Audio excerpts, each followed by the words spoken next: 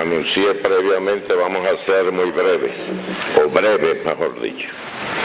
Compañeras y compañeros, considerando que en los últimos días hemos desarrollado varias reuniones, entre ellas un Consejo de Ministros muy ampliado, el acto central por el 58 aniversario del 26 de julio, el segundo pleno del Comité Central del Partido el pasado sábado, igualmente con muchos invitados. Mi intervención ante esta asamblea será breve, pues no voy a repetir lo planteado en estas actividades. Además, los diputados en sus respectivas comisiones y en plenaria han analizado la información detallada acerca de la marcha de la economía en el primer semestre y los estimados para el resto del año, así como aprobaron la liquidación del presupuesto del 2010. También han sido informados sobre la constitución y funcionamiento de la Comisión Permanente de Implementación y Desarrollo, creada a partir de los acuerdos del sexto Congreso del Partido para conducir el proceso de actualización del modelo económico cubano de forma armónica e integral. Al propio tiempo, el Parlamento acordó en el día de hoy respaldar y aprobar en su espíritu y letra los lineamientos de la política económica y social del Partido y la Revolución, lo que se traducirá en una labor legislativa acrecentada para conformar las bases legales e institucionales a favor de las modificaciones funcionales, estructurales y económicas del país. Con ese mismo propósito, la Asamblea Nacional autorizó la realización del experimento en las provincias Artemisa y Mayabeque, en interés de la separación de las funciones de las asambleas del Poder Popular y de los consejos de la Administración, con el objetivo de estudiar esta experiencia para su ulterior generalización, lo cual requerirá previamente introducir las modificaciones pertinentes en la Constitución de la República. Ello me libera de entrar en detalles y me permite concentrarme en los aspectos más sustantivos. En primer lugar, la economía creció, como ya se anunció aquí, en 1.9% respecto a igual periodo del año anterior, y se estima culminar el año con un crecimiento del 2.9% del Producto Interno Bruto, el llamado PIB. Si bien los resultados en general son positivos, persisten incumplimientos en la agricultura, las industrias alimentarias, sideromecánica, ligera y de materiales de la construcción, a causa de errores en la planificación y falta de integralidad en la dirección de estas ramas de la economía. A pesar de las insuficiencias todavía existentes, puede afirmarse que mejoró la eficiencia energética de la economía nacional, creció la producción de petróleo crudo y aunque disminuyó de forma leve la de gas acompañantes, se estima cumplir el plan del año. Por otra parte, se detuvo el deterioro de la producción de azúcar. Se registró un crecimiento significativo en el arribo de turistas, así como se obtuvieron superiores resultados en diversos sectores y se ha logrado preservar un adecuado equilibrio monetario interno, al tiempo que se mantiene una correlación favorable de la productividad y el salario medio. Las exportaciones se incrementaron y crecieron las importaciones, Sin embargo, perdura una tensa situación en las finanzas externas, aunque aliviada parcialmente por los procesos de reestructuración de deudas con nuestros principales acreedores, lo que ha contribuido a continuar reduciendo las retenciones de transferencias al exterior y nos sitúa en condiciones de ratificar que las mismas serán suprimidas definitivamente antes de concluir el presente año, como anunció el ministro de Economía y Planificación. Persistiremos en el camino de recuperar paulatinamente la credibilidad internacional de la economía cubana. El Consejo de Ministros, en su sesión del pasado mes de junio, aprobó los lineamientos generales para la elaboración del plan del próximo año, el cual debe superar las incoherencias y la deficiente conciliación todavía presentes. En el 2012, la economía nacional continuará sometida a los efectos de la crisis económica global,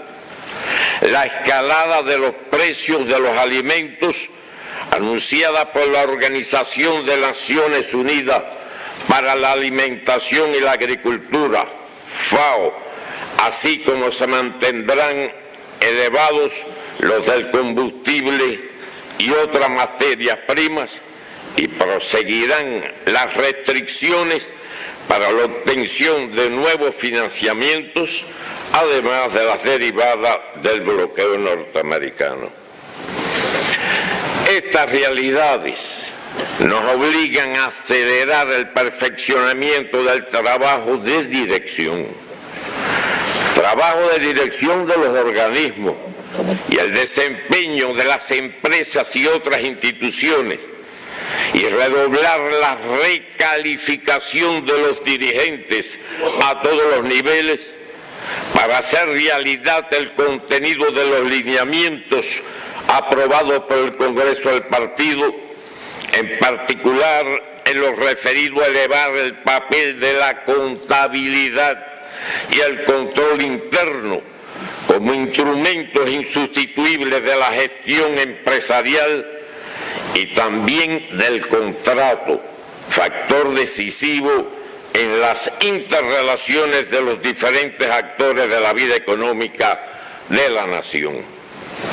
Se hace imprescindible reinstaurar la disciplina financiera en la economía y acabar con la superficialidad y negligencia que caracterizan las relaciones de cobros y pagos en el país. En cuanto a las inversiones, es cierto que se ha avanzado, pero nos queda mucho trecho por recorrer para desterrar la improvisación y las costosas irracionalidades. Pasando a otro asunto, en cumplimiento de los acuerdos del sexto Congreso, fue creada la Comisión Permanente para la Implementación y Desarrollo,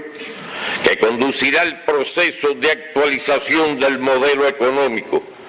incluyendo el perfeccionamiento funcional y estructural del gobierno en todos los niveles, la que, a la par de proponer la introducción a corto plazo de cambios puntuales en diversos ámbitos de la vida económica, elaborará la conceptualización teórica integral de la economía socialista cubana, tarea que, como se comprenderá, requerirá de más tiempo y mucho esfuerzo. El Consejo de Ministros también aprobó la estructura funcional básica inicial y la composición de esta comisión, definiendo sus principios de trabajo, entre lo que cabe destacar que la misma no sustituye la responsabilidad institucional de los organismos y entidades, al tiempo que se mantiene el precepto de que todas las opiniones deben ser analizadas y cuando no se alcanza el consenso, las discrepancias se elevarán a las instancias superiores facultadas para decidir.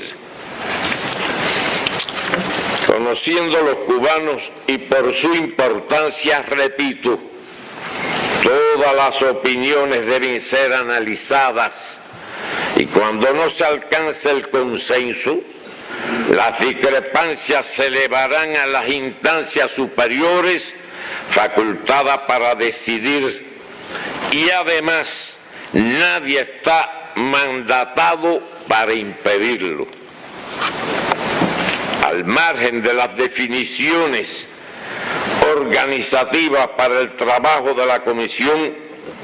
se han venido adoptando por el gobierno diferentes decisiones en consonancia con los lineamientos, entre ellas la flexibilización adicional del trabajo por cuenta propia y su régimen tributario, la aprobación de la política para simplificar los trámites de las transferencias de la propiedad de la vivienda y vehículos automotores entre los ciudadanos, la política bancaria y de créditos a las personas naturales, incluyendo los trabajadores por cuenta propia, la definición de las bases para la elaboración de la nueva ley tributaria, la reducción de los precios de venta de implementos e insumos a los productores agropecuarios y la comercialización de equipos diversos cuya venta no estaba permitida y productos de envase de gran formato en respuesta a la demanda de las formas no estatales de gestión. Se continuará estudiando otro conjunto de medidas para su aplicación en los próximos meses, acerca de las cuales no me extenderé, considerando la información brindada en esta sesión de la Asamblea. Ahora me referiré a un doloroso incidente causado por errores en la aplicación de la política de cuadros y en la relación hacia la religión, que motivaron la sustitución injusta de una compañera del cargo que desempeñaba con buenos resultados. Al abordar esta cuestión públicamente, persigo el objetivo de reparar esa injusticia y de paso presentarles un ejemplo elocuente del daño que ocasionan a las personas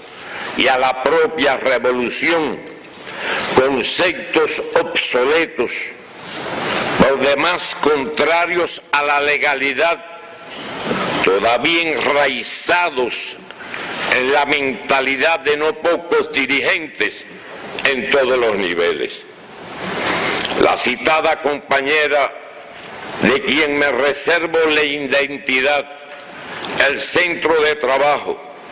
e incluso la provincia, no en aras del secretismo inútil, sino del respeto a su privacidad, es de origen humilde, casada y madre de 2 hijos, los 2 y ella misma militantes del partido, al igual que su esposo ya jubilado. Con una destacada trayectoria laboral y fue víctima de la mentalidad imperante en distintos niveles del partido y el Estado, por profesar creencias religiosas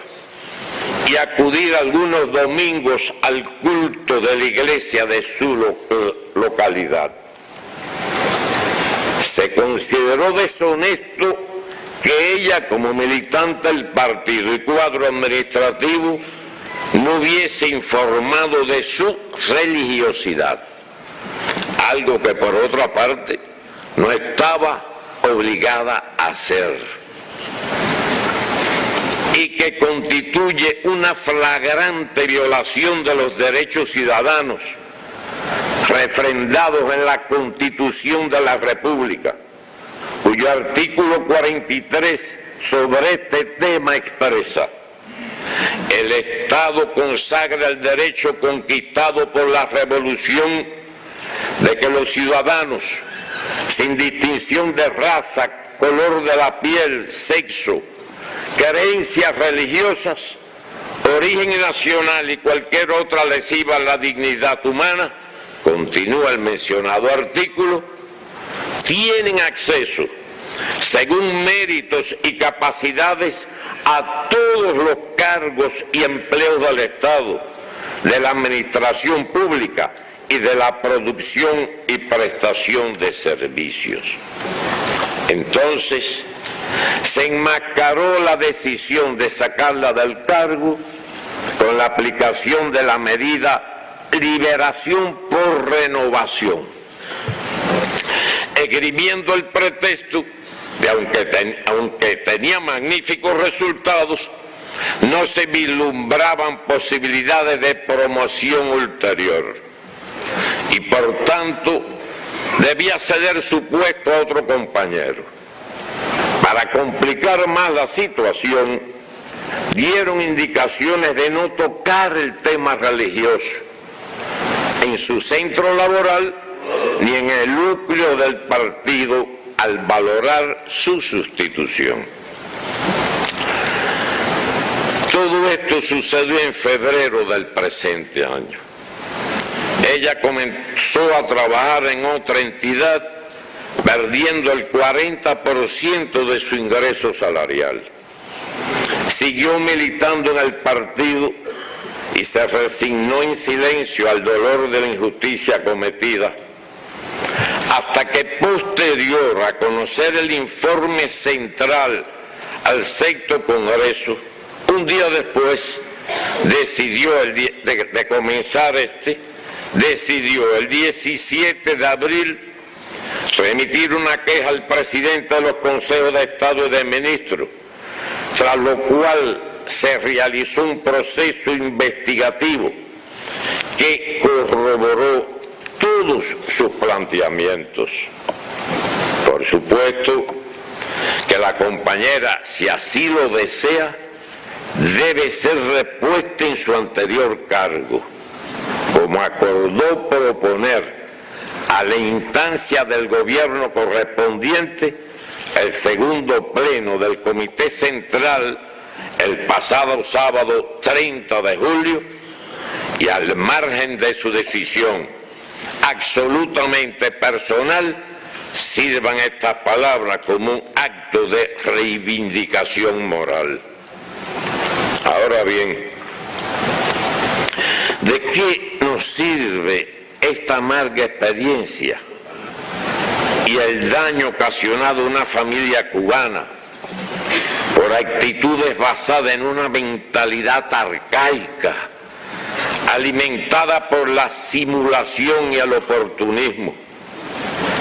Más de una vez he expresado que nuestro peor enemigo no es el imperialismo, ni mucho menos sus asalariados en suelo patrio, sino en nuestros propios errores, y que estos, si son analizados con profundidad y honestidad, se transformarán en lecciones para no volver a incurrir en ellos. En consecuencia, hay que revisar toda esta visión estrecha y excluyente de manera definitiva y ajustarla a la realidad que emana de los acuerdos del Cuarto Congreso en 1991, que modificaron la interpretación de los estatutos, que limitaba el ingreso a la organización de los revolucionarios creyentes, y ahora los del sexto Congreso del partido. Hace muchos años que nuestra revolución superó el escenario de confrontación con algunas de las instituciones religiosas, etapa en la que por ambas partes se cometieron excesos de mayor o menor envergadura. No ignoramos tampoco las aspiraciones del enemigo de fomentar el enfrentamiento y el recelo entre los creyentes y el proceso revolucionario.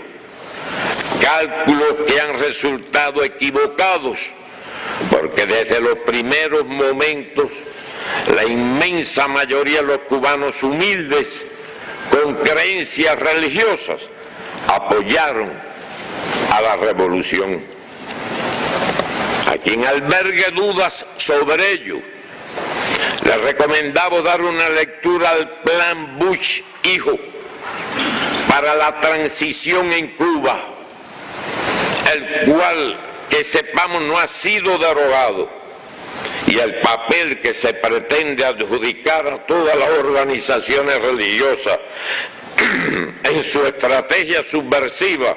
contra nuestro país, y que, a pesar del fracaso cosechado, sabemos que no han cejado en sus intentos.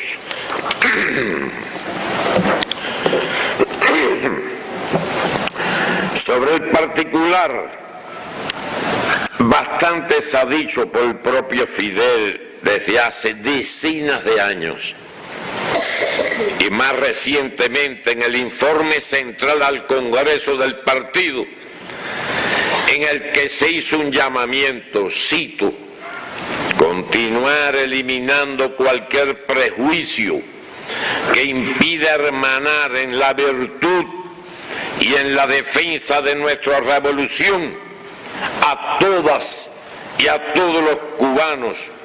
creyentes o no. Fin de la cita. Por ello, me considero necesario abundar al respecto y solo destacar que actitudes como las aquí criticadas atentan contra nuestra principal arma para afianzar la independencia y la soberanía nacional, o sea, la unidad de la nación. Ese hecho pone de manifiesto una vez más que el mayor obstáculo que enfrentamos en el cumplimiento de los acuerdos del sexto Congreso es la barrera psicológica formada por la inercia, el inmovilismo, la simulación o doble moral, la indiferencia e insensibilidad, y que estamos obligados a rebasar con constancia y firmeza. En primer lugar, los dirigentes del partido, el Estado y el gobierno en las diferentes instancias nacionales, provinciales y de los municipios. Seremos pacientes y a la vez perseverantes ante las resistencias al cambio, sean estas conscientes o inconscientes. Advierto que toda resistencia burocrática al estricto cumplimiento de los acuerdos del Congreso, respaldada masivamente por el pueblo, será inútil. Nunca he sido partidario del apresuramiento ni de los cambios bruscos. Prefiero 1000 veces razonar, convencer, educar y sumar que sancionar. Pero ante las violaciones de la Constitución y de la legalidad establecida,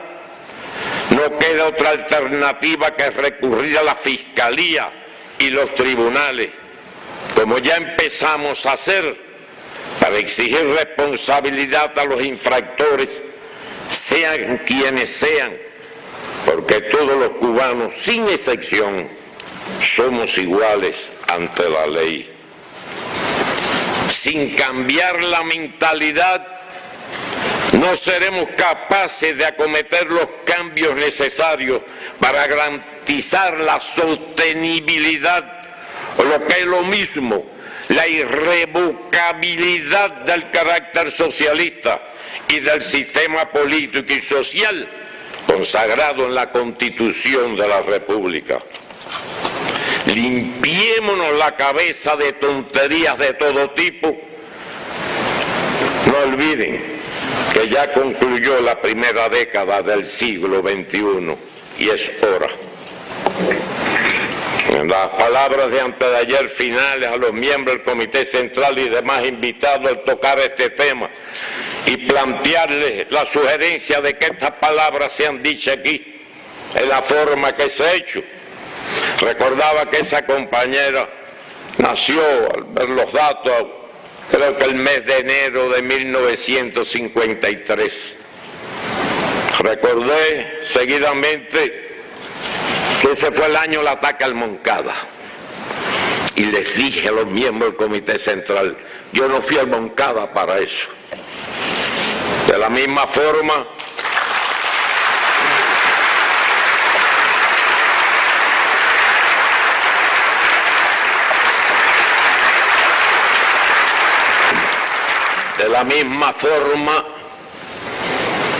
recordábamos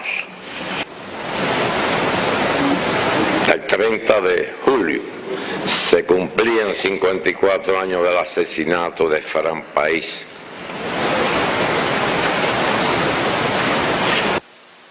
Y de su fiel acompañante, Raúl Puyol. Yo conocí a Fran en México, lo volví a ver en la sierra. No recuerdo haber conocido un alma tan pura como esa, tan valiente, tan revolucionario, tan noble, modesto. Y dirigiéndome a uno de los responsables de esa injusticia que cometieron, les dije, Fran creía en Dios y practicaba su religión, que yo sepa nunca dejó de hacerlo. Y le preguntaba a uno de los responsables de esta injusticia, ¿qué hubieran hecho ustedes con Fran? A continuación trataré otro punto de nuestra actualidad como parte de las medidas que se valoran en la senda de reducir prohibiciones y regulaciones emitidas en otros momentos del proceso revolucionario, en legítima defensa ante las agresiones a que hemos sido sometidos por más de 50 años, y también modificar diferentes decisiones que jugaron su papel en determinadas circunstancias y después perduraron innecesariamente. Aprovecho la oportunidad para informar a los diputados y a los ciudadanos que nos encontramos trabajando para instrumentar la actualización de la política migratoria vigente, en función de lo cual se ha venido avanzando en la reformulación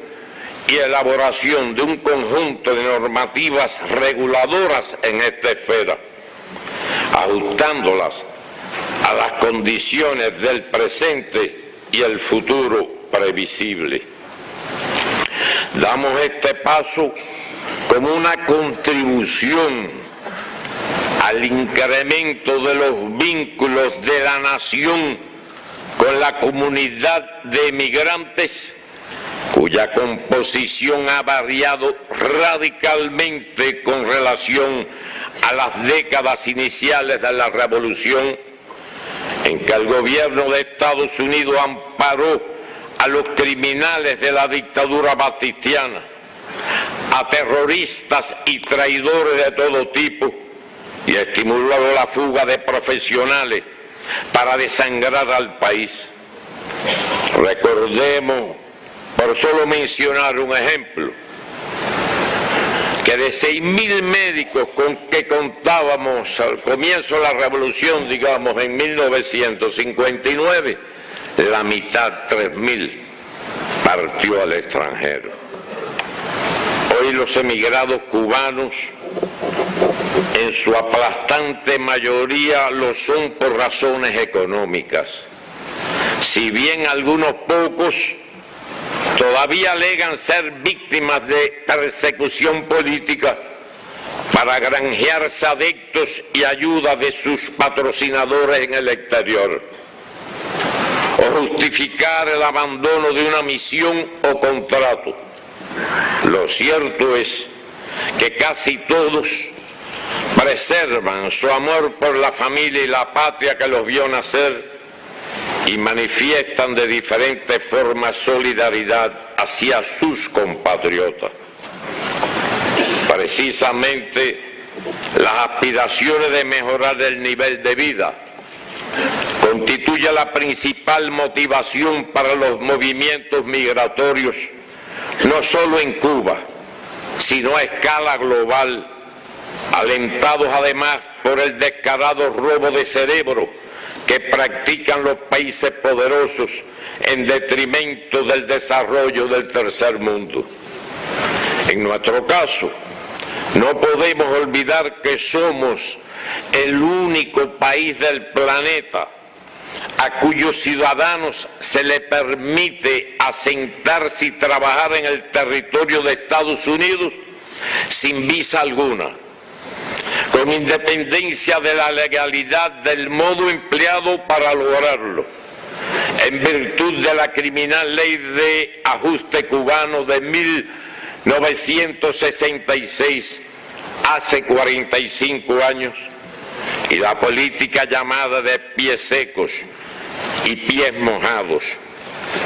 que favorecen el tráfico de personas y han provocado numerosas muertes de inocentes. Este sensible asunto ha sido objeto de manipulación política y mediática durante largos años, en el propósito de denigrar a la revolución y enemistarla con los cubanos que viven en el extranjero. Nadie en la gran prensa internacional habla de la citada ley de ajuste. Es como si no existiera. Los emigrados cubanos son, a resulta de la mentira repetida miles de veces, denominados exiliados políticos que escapan del comunismo. Es decir, para ellos, de Cuba los ciudadanos se escapan, mientras que el resto del mundo emigran. ¿Qué pasaría si en Estados Unidos o la Unión Europea se pusiera en vigor una ley de ajuste latinoamericano, asiático o africano? La respuesta es obvia. Ahí está el gigantesco muro construido en la frontera norte de México y las miles de muertes que año tras año se producen en desiertos y mares aledaños a los centros del poder mundial. Como es lógico, la flexibilización de la política migratoria tendrá en cuenta el derecho del Estado revolucionario de defenderse de los planes injerencistas y subversivos del gobierno norteamericano y sus aliados. Y al propio tiempo se incluirán contramedidas razonables para preservar el capital humano creado por la revolución frente al robo de talentos que aplican los poderosos. Hasta aquí el tema de la migración. Propicia para, en nombre de los diputados de la Asamblea Nacional y de todo el pueblo cubano, hacer llegar al presidente de la Venezuela bolivariana, compañero Hugo Chávez Frías, nuestra felicitación por su reciente cumpleaños y transmitirle la admiración por sus ejemplares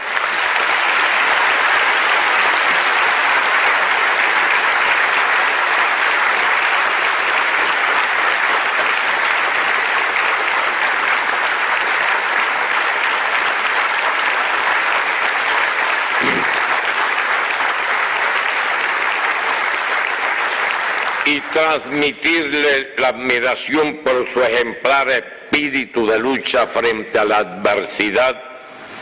como hacen los verdaderos revolucionarios, y la absoluta confianza de que vencerá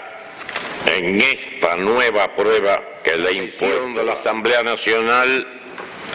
se inició con la adopción por aclamación de los diputados de un acuerdo demandando del gobierno de los Estados Unidos poner fin de inmediato